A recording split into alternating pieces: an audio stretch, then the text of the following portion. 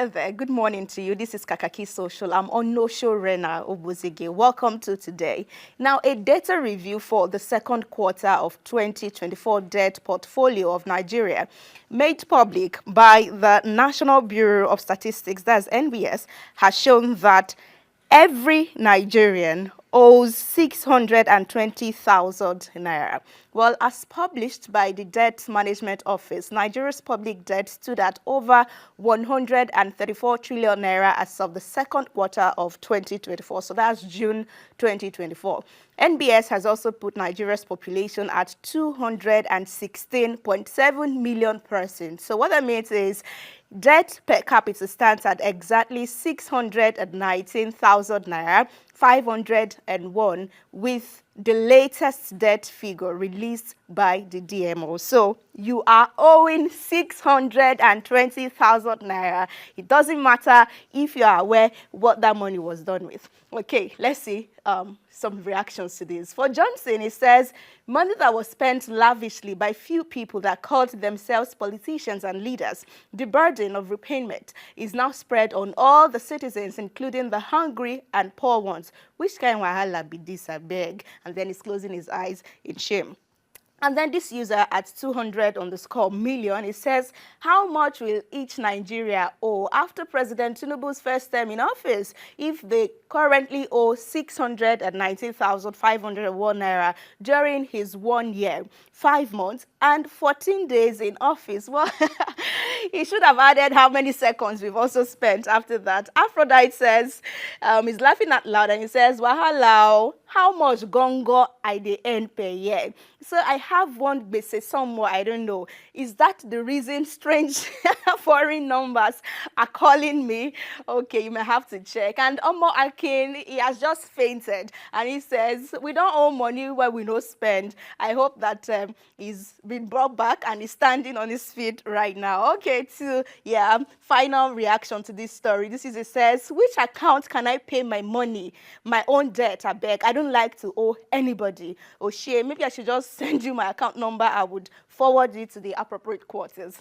We move to more stories from there. Nigeria's President Bola Tinubu is in Riyadh, Saudi Arabia, to attend the Extraordinary Arab Islamic Summit. Well, that's not the news because that's been since Sunday.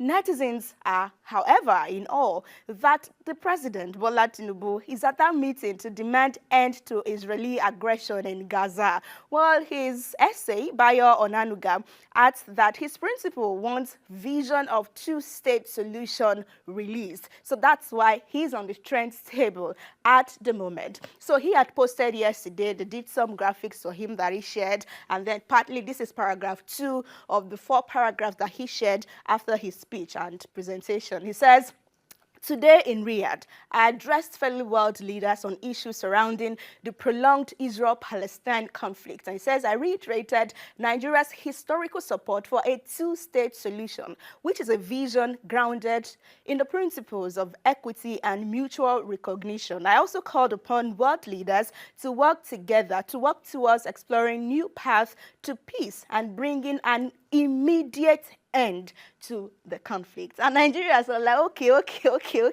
okay. Mazi says, in the scheme of things, his opinions don't matter. Nigeria never reached that level. He couldn't even get the issue sorted in the ECOWAS bloc. And then another user responded to him, says, you they go far. That's ECOWAS is too far from us. And he says, terrorist group, they recruit for Niger, but he wants to give opinion for another man country. More thoughts on this would be from Kenny Koli, who says, someone that still can't get UAE to unban Nigerians is going to ask for ceasefire on Israel-Palestine crisis. I mean, it's been funny right there for netizens. They're trying to marry the situations together right there. But yeah.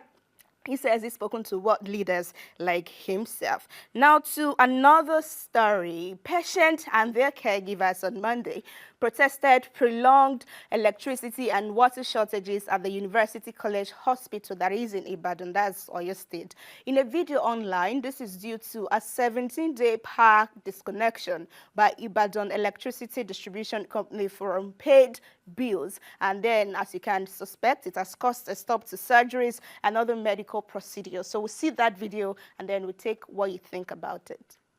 People are in pain. People are written in pain. People are dying in the world. No electricity, no light. Kilo there. Stop killing people here.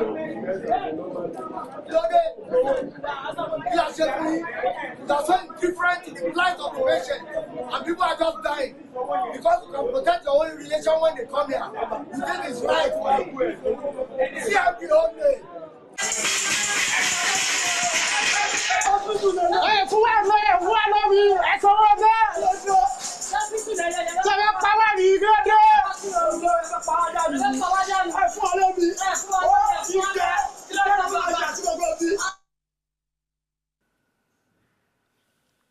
Okay, so that was their experience right there. So for Bello Amadu, it says the new tariff by T-Pain is simply unaffordable for them. After evaluating their finances, it's clear that this increase would strain their budget significantly, making it impossible to maintain operations without compromising other critical areas. Okay, for Japheth, it says UCH needs to invest in off-grid solar power infrastructure to generate their electricity and be energy independent. It's all about the leadership of the hospital. They can do better. Also in reaction to this is It's Okay, tweeting at Ifeboy6, and it says there has to be a ban on public officials traveling for medical tourism. Because what's this, man? And then a tweet was brought back from 2014 by Fashola, rather, who had said that the only way to have stable electricity is to vote out PDP. And that is the news right there as far back as July 12, 2014. Over 10 years after, PDP has been out for 9 years or so, about 10 years now, and we still have what we have right there. To think that people's life, caregivers are frustrated. You can see the energy that patients suddenly have because they needed attention. Okay, we have our final story for the day, which would be that a husband is accusing the wife of paternity fraud. He says he's conducted a DNA test and he has shockingly found out that his best man owns the 3 children of his marriage. Well, he's only finding out after about 8 years of marriage. Woman, when I marry, when I put woman for your head. Put money for your head. Do marriage. Do everything. My best friend is the sleep with the woman. He got that, man. So give up the man. When he give up the man, I get the best for meeting. The day of the marriage, he even got the marriage. So after the marriage, that's my best man. After the marriage, I still continue for the sleep with my wife. So a good 8 years before God called her. Before God called her, before they got cancer.